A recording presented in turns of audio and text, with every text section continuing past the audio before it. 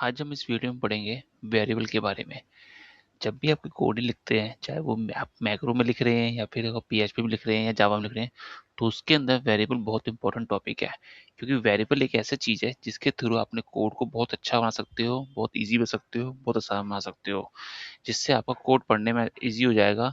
तो कोई भी इस कोड को आसानी से समझ सकता है, उसका जो आउटपुट निकालने में आपको कोई प्रॉब्लम नहीं आएगी। प्लस वेरिएबल डिक्लेयर करने से आपकी बहुत ज़्यादा टेंशन खत्म हो जाती है और ये बहुत यूज़फुल फंक्शन है जो आप सबको आना चाहिए। तो आज हम इस क्लास में पढ़ेंगे वेरिएबल क्या होता है, वेरिएबल को यूज़ कैसे करते हैं, वेरिएबल कैसे डिक्लेयर करते हैं, डिफरेंट वेरिएबल टाइप कौन कौन से हैं, डिम पब्लिक प्राइवेट का कैसे यूज़ करते हैं, ऑप्शन एक्सप्लिट का क्या यूज़ होता है। सो वेरिएबल क्या होता है? वेरिएबल वीबीए में वेरिएबल एक मेमोरी बॉक्स की तरह होता है जिसमें हम कोई भी वैल्यू टेम्परेरी स्टोर कर सकते हैं। फॉर एग्जाम्पल आप कैलकुलेटर को यूज़ करते हो। कैलकुलेटर में जब आपको आउटपुट निकालना होता है तो उसके अंदर बटन को प्रेस करते हो। फॉर एग्जाम्पल आपने उसके अंदर 1 को प्रेस किया तो उसे 1 की वैल्यू स्टोर हो गई, 2 को प्रेस किया 2 की वैल्यू स्टोर हो गई। तो जस्ट इसी तरह में वेरिएबल काम करता है।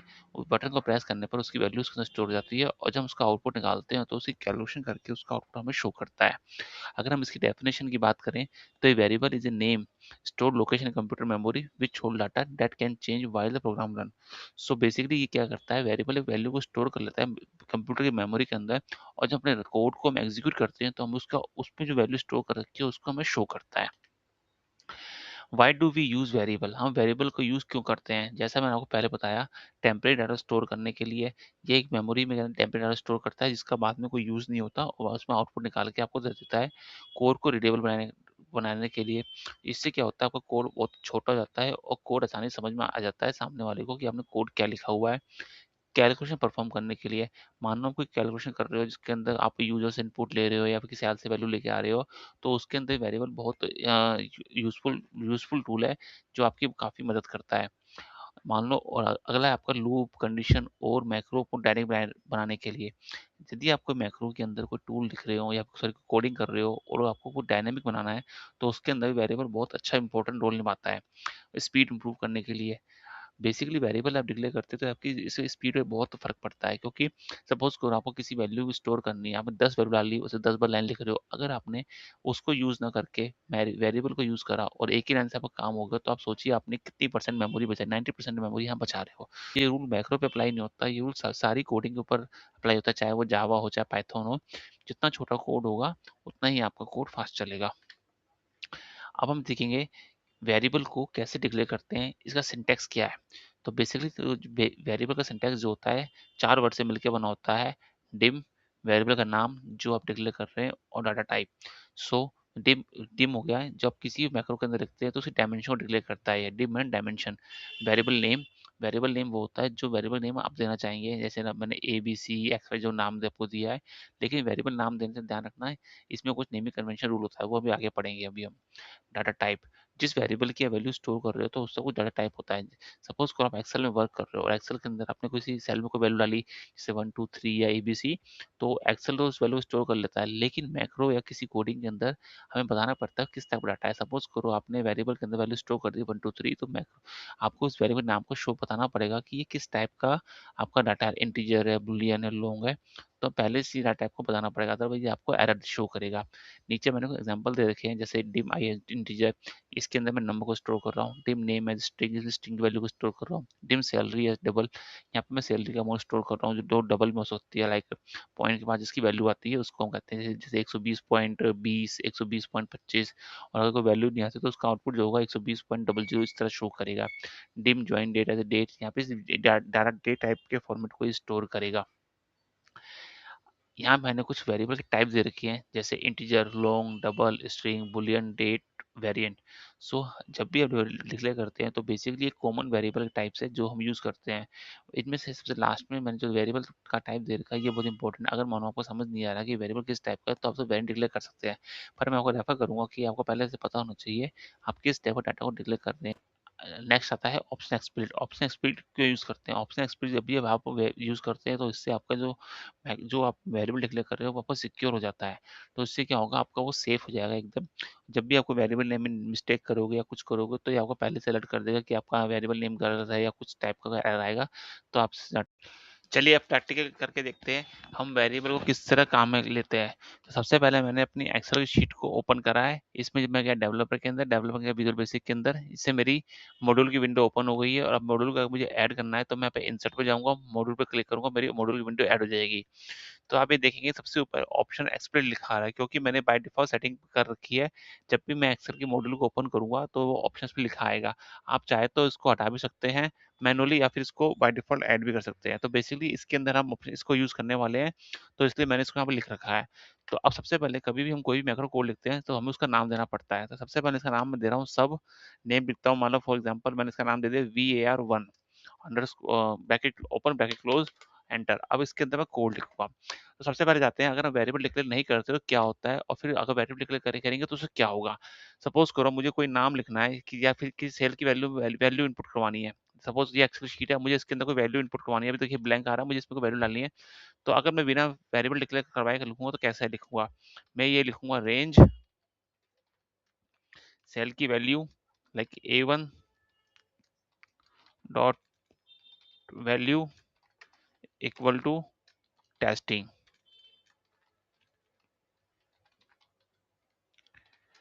तो इससे मेरी सेल में वैल्यू आ जाएगी। इसको मैं छोटा कर लेता हूँ और अब देखिए जब मैं इसको मैक्रो रन करूंगा तो इसका क्या इम्पैक्ट पड़ता है। मैंने इसको मैं रन करके देखता हूँ इसका क्या आउटपुट निकलता है। मैंने अपने कीबोर्ड से F8 को प्रेस किया, F8 का प्रेस, देखिए ऑटोमेटिक वैल्यू आ गई है। अब मुझे इसी वैल्यू को इससे नीचे डालना है, नीचे की सेल्स में डालना है। तो मैं मैनुअली मैं चेंज कर देता हूँ।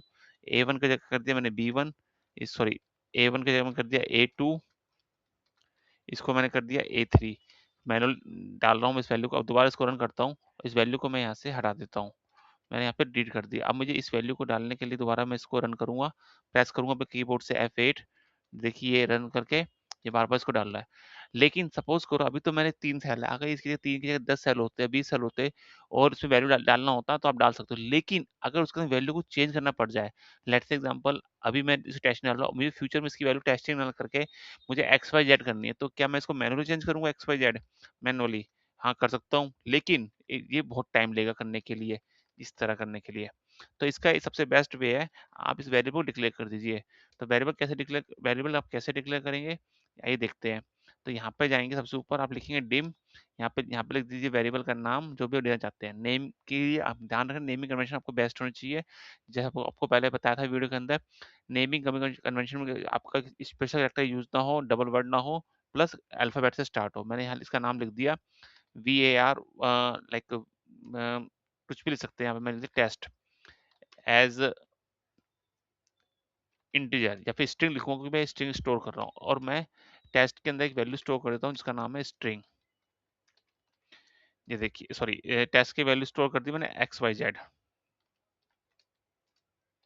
अब देखिए मैं क्या करता हूँ इस वैल्यू के अंदर, यहाँ पे जब मैंने XYZ वैल्यू स्टोर डाला था, इसकी जगह मैं इसको यहाँ लिख के मैं सिर्फ टेस्ट को डाल देता हूँ यहाँ पे, टेस्ट।